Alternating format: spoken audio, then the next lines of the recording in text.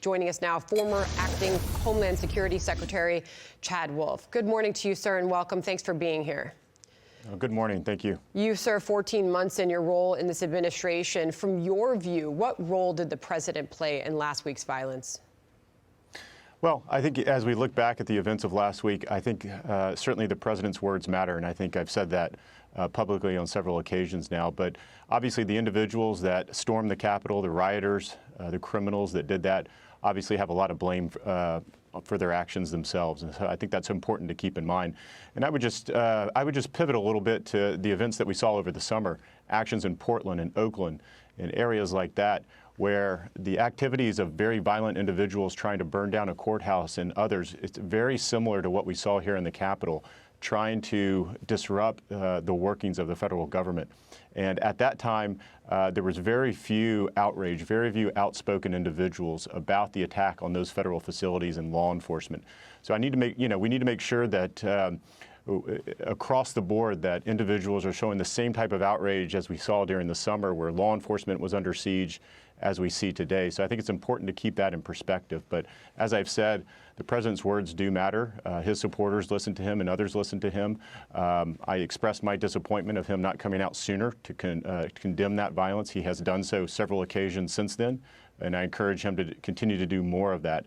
But at the end of the day, I think personal responsibility is a big issue here, and the individuals that again, attack the Capitol, have a tremendous amount of personal responsibility, and as we see in the news every day, are being held accountable. You immediately condemned the violence you saw in the Capitol last week, and you immediately called for the president to do so as well, and said if he did, you would agree to stay on board the administration until its final day.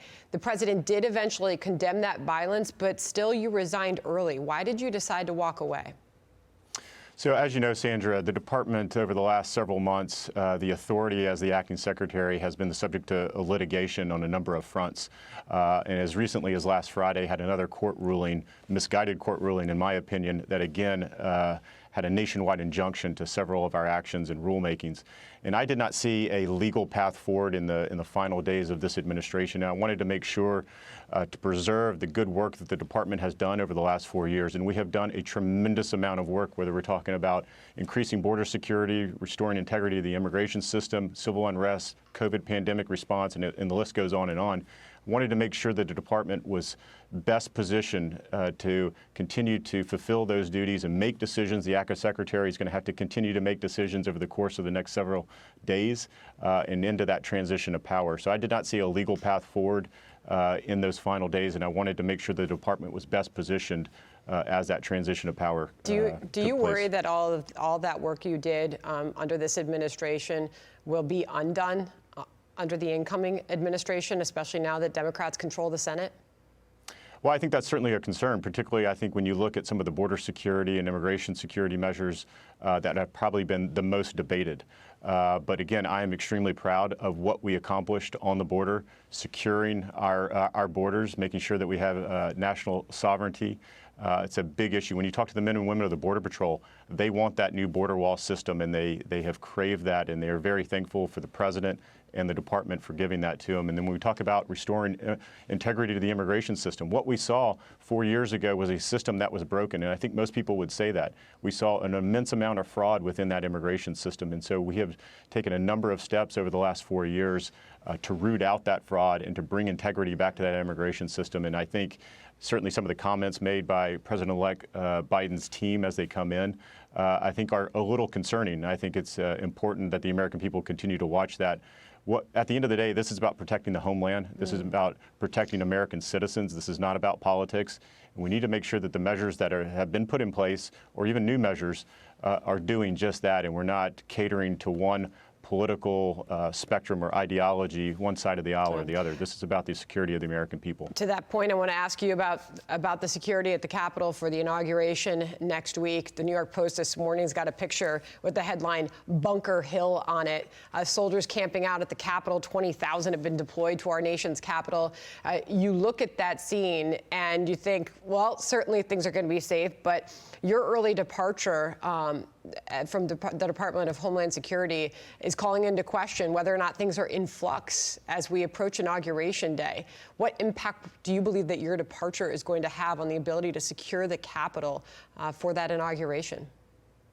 Well, I've certainly heard that criticism, and I think it's made by individuals that don't know how the system works. So the National Special Security Event, the NSSE, that is in place now throughout this week and into next week into the inauguration is run by professional law enforcement individuals, run by the Secret Service, command and control by the Secret Service, also with DOJ, law enforcement, DOD, National Guard, MPD here in metropolitan D.C. and others. This is now an operational matter that operational law enforcement officers are taking place. And the acting secretary, in this case, or the secretary, has very little job other than make sure that that coordination continues to occur. And I will just say that the acting deputy secretary at the Department of Homeland Security is our chief operating officer, remains in his post. So I see almost no issues with the leadership at the department.